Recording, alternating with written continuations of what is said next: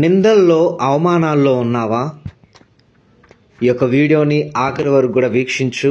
దేవుడు నీతో మాట్లాడబోతా ఉన్నాడు. నిందల్లో ఉన్నావా? Are they blaming you? ఈ వాక్యాలు చదువు, ఈ 5 వాక్యాలు చదువు, బయటకు వస్తావు.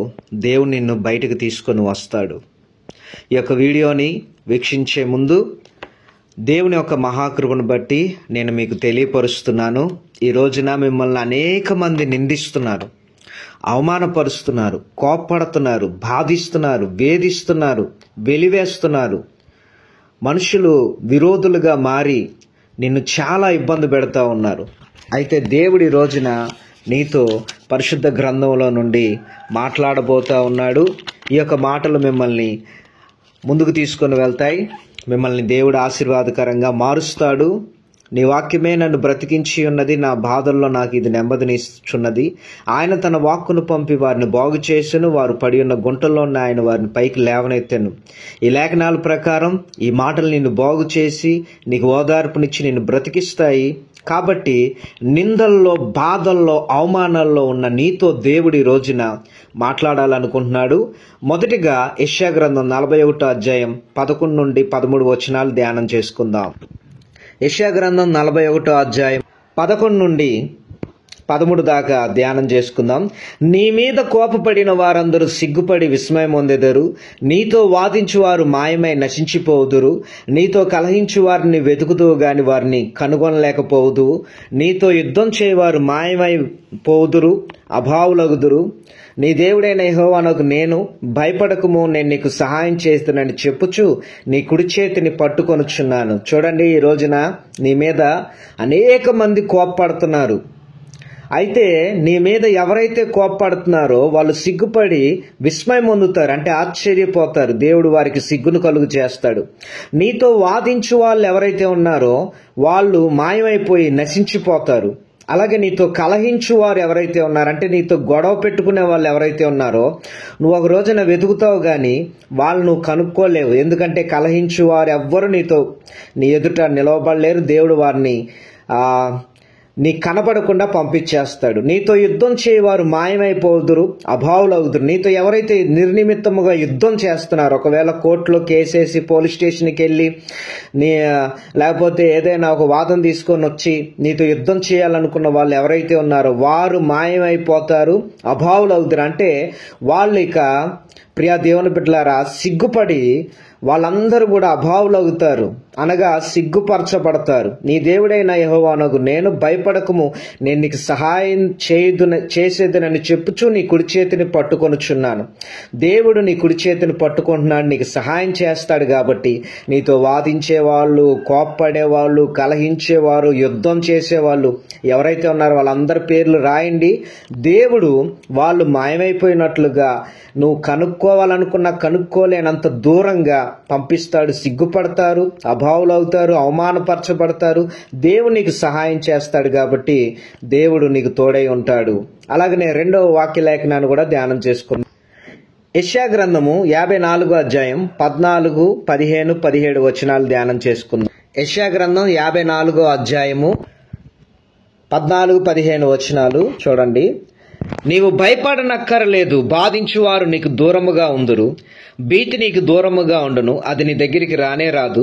జనులు గుంపు కూడినను వారు నా వలన కూడరు, నీకు విరోధంగా గుంపు కూడు వారు నీ పక్షపు వారగుదురు. నువ్వు భయపడాల్సిన అవసరం లేదు. బాధించే వాళ్ళు ఎవరైతే ఉన్నారో, ఈ రోజున నిన్ను బాధ పెడుతున్న వాళ్ళు ఎవరైతే ఉన్నారో వాళ్ళు నీకు దూరంగా ఉంటారు. బాధించే వాళ్ళు నీకు దూరం అయిపోతారు. భీతి నీకు దూరముగా ఉండును, అంటే ఈ రోజున భయపడుతున్నావు, ఆ భయమే నీకు దూరంగా ఉంటుంది. ఆ భయపెట్టే వాళ్ళే నీకు దూరంగా వెళ్ళిపోతారు. వాళ్ళు నీ దగ్గరికి రానే రారు. భయపడకు. జనులు గుంపు కూడినను వారు నా వలన కూడరు. ఈ రోజున ఎంతమంది అయితే నీకు విరోధంగా గుంపు కూడుతున్నారో, నీకు విరోధంగా గుంపు కూడిన వారందరూ నీ పక్షపు వారగుదురు. అంటే నీకు వ్యతిరేకంగా ఉన్న వాళ్ళందరూ కూడా నీ వైపు వచ్చేస్తారనమాట. అలాగే 17వ వచనంలో కూడా చూడండి. నీకు విరోధముగా రూపింపబడిన ఏ ఆయుధమును వర్ధిల్లదు, న్యాయ విమర్శలో నీకు దోషారోపణ చేయు ప్రతివానికి నీవు నేరస్థాపన చేసేదు. నీకు విరోధముగా రూపింపబడిన ఏ ఆయుధము వర్ధిల్లదు. ఈ రోజున నీకు విరోధముగా రూపింపబడిన ఏ ఆయుధమును కూడా వర్ధిల్లదు. న్యాయ విమర్శలో నీకు దోషారోపణ చేయు ప్రతి వానికి నీవు నేరస్థాపన చేస్తావు. ఈ రోజున విరోధంగా రూపింపబడిన ఏ ఆయుధము కూడా వర్ధిల్లదు. సో న్యాయ విమర్శలు ఒకవేళ కోర్టులో నీ సమస్య ఉన్నా కానీ ఆ కోర్టు కేసులన్నీ కూడా నీ మీద దోషారోపణ చేసే వారందరికీ నీవే నేరస్థాపన చేస్తావు. దేవుని పట్ల అద్భుతం చేస్తావు. నిందల్లో ఉన్న నీకు దేవుడు ఈ రోజున మాట్లాడుతున్న మాటలన్నీ కూడా 3వ మాట మత్తయి సువార్త 5వ అధ్యాయం 11 నుండి 12 వచనాలు ధ్యానం చేసు.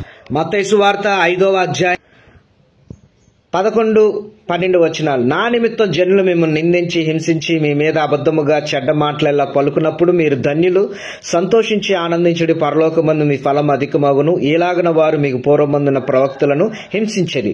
దేవుడు యేసు ప్రభు వారు నమ్ముకున్నావు కాబట్టి, దేవుని వెంబడిస్తున్నావు, మారు మనసు పొందుకున్నావు, బాప్తిసం తీసుకున్నావు కాబట్టి జనులు నిన్ను నిందిస్తారు, హింసిస్తారు, అబద్ధముగా నీ మీద చెడ్డ మాటలు పలుకుతారు, నీ పేరు చెడ్డదని కొట్టేస్తారు. అప్పుడు మీరు ధన్యులు, అప్పుడు మీరు సంతోషించి ఆనందించారు. నిందలు వచ్చినప్పుడు, హింసించబడినప్పుడు, అబద్ధముగా మీ మీద చెడ్డ మాటలు పలికినప్పుడు అప్పుడు సంతోషించండి, ఆనందించండి. ఎందుకంటే పరలోకమందు మీ ఫలం అధికమవుతుంది. ఇలాగన పూర్వమందున్న ప్రవక్తలు కూడా హింసింపబడి ఉన్నారు. ఇది 3వ వాక్యము.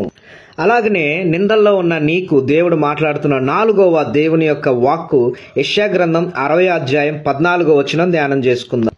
యెషయా గ్రంథం 60వ అధ్యాయం 14వ వచనం. నిన్ను బాధించిన వారి సంతానపు వారు నీ ఎదుట వచ్చి సాగిలపడెదరు, నిన్ను తృణీకరించిన వారందరూ వచ్చి నీ పాదముల మీద పడెదరు. చూడండి, నిన్ను ఎవరైతే బాధించారో వారి సంతానపు వారిని ఎదుటకు వచ్చి సాగిలపడతారు. నిన్ను తృణీకరించిన వారందరూ వచ్చి నీ పాదముల మీద పడతారు. నిన్ను బాధించిన వారి యొక్క సంతానాన్ని దేవుడు నీ ఎదుటికి వచ్చి సాగిలు పడేలాగా చేస్తాడు. నన్ను తృణీకరించారు అనుకున్నావు కదా, వాళ్ళందరూ వచ్చి నీ పాదముల మీద పడేటట్లు దేవుడు చేస్తాడు. నిన్ను విసర్జించిన వారు, ద్వేషించిన వారు, ప్రియా దేవుని బిడ్డలారా ఎవరైతే ఉన్నారో వాళ్ళందరూ కూడా నీ పాదముల మీద పడేటట్లుగా దేవుడు చేస్తాడు. నిందల్లో, బాధల్లో, అవమానాల్లో ఉన్న నీతో దేవుడు చెప్తున్న మాట ఈ యొక్క 5వ మాట ఇర్మియా గ్రంథం 1వ అధ్యాయం 19వ వచనాన్ని ధ్యానం చేసుకుందాం. ఇర్మియా గ్రంథము 1వ అధ్యాయం 19వ వచనం. వారు నీతో యుద్ధం చేతురు గాని నిన్ను విడిపించుటకు నేను నీకు తోడై ఉన్నందున వారు నీ పైన విజయం పొందజాలరు. ఇదే యెహోవా వాక్కు. వారు నీతో యుద్ధం చేతురు గాని నిన్ను విడిపించుటకు నేను నీకు తోడై ఉన్నందున వారు నీ పైన విజయం పొందజాలరు. దేవుడు నీతో ఎవరైతే ఈ రోజున యుద్ధం చేస్తున్నారో, పోరాడుతున్నారో, దేవుడు నిన్ను విడిపిస్తాడు. దేవుడు నీకు తోడై ఉన్నందున ఎవ్వరు కూడా నీ పైన విజయం పొందజాలరు. ఎవ్వరి వల్ల నీ పైన విజయం పొందలేరు. కోర్టుల్లో, పోలీస్ స్టేషన్లో, ఎక్కడ ఏ పంచాయతీ ఉన్నా, ఏ గొడవ ఉన్నా, ఎక్కడున్నా కానీ, అది ఆస్తి తగాదా అయినా కానీ, అది ఏదైనా కానీ, అది ఏ వేద్యమైనా దేవుడు ఏం చేస్తాడు? నీకు విజయాన్ని ఇస్తున్నాడు. దేవుడు నీకు విజయం ఇచ్చును గాక. ఆమేన్. ఈ రోజున నిందల్లో, అవమానాల్లో ఉన్నావు, తృణీకరించబడుతున్నావు, అలాగనే నిందించబడుతున్నావు, వెలివేయబడ్డావు. అలాగనే నీ మీద కోప్పడే వాళ్ళు అనేక మంది ఉన్నారు. నిన్ను ద్వేషించేవారు అనేక మంది ఉన్నారు, విసర్జించేవారు అనేక మంది ఉన్నారు. ఈ రోజున నీ జీవితంలో మనుషులు పెట్టే నిందలకు భయపడుతూ, వేదన పడుతూ, బాధపడుతూ ఉన్నావు. అయితే దేవుడు ఈ యొక్క 5 వాక్యాల ద్వారా నీతో మాట్లాడి ఉన్నాడు. కాబట్టి ఈ యొక్క 5 వాక్యాలు నోట్ చేసుకొని ప్రతిరోజు ధ్యానం చేసుకుంటా ఉండండి. దేవుడు మిమ్మల్ని దీవించును గాక. ఈ యొక్క వీడియో మీకు నచ్చినట్లయితే లైక్ చేయండి, అనేకులకి షేర్ చేయండి, మన ఛానల్ని సబ్స్క్రైబ్ చేసుకోనండి. అలాగనే స్క్రీన్ మీద కనపడుతున్న నెంబర్కి మీ ప్రార్థన అవసరతలు, అలాగనే ఒక వాట్సాప్ నెంబర్ ఉంది, వాట్సాప్ నెంబర్కి వాట్సాప్ చేయండి. అలాగనే ఇంకొక నెంబర్కి కాల్ చేసి మీ ప్రార్థన అవసరతలు తెలియపరచండి. కామెంట్స్లో మీరు ఏమని రాస్తారు అంటే, నా పైన ఎవరు విజయం పొందలేరు అని కామెంట్స్లో రాయండి. నా పైన ఎవరు విజయం పొందలేరు అనే మాటను కామెంట్స్లో రాయండి. దేవుడు మిమ్మల్ని దీవించును గాక. God bless you. God bless you. God bless you. God bless you.